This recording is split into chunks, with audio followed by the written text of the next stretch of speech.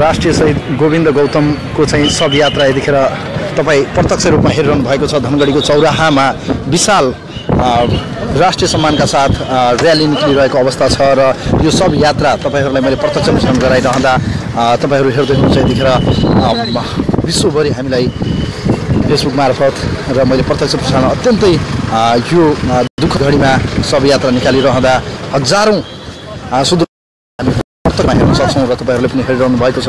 र अत्यन्त कडा सुरक्षाका बीच शहीद गोविन्द गौतमको शव यात्रा यतिखेर धनगढीको चौराहामा पुगिसकेको छ र एकैछिन पछाडि हुँदै उहाँको गृह जिल्ला कञ्चनपुर लगिने कार्यक्रम रहेको जनाएको छ प्रशासनले। र यतिखेर तपाईँहरूले हेर्दै हुनुहुन्छ हजारौँको सङ्ख्यामा चाहिँ शव यात्रा मैले तपाईँहरूलाई प्रत्यक्ष रूपमा देखाइरहेको छु।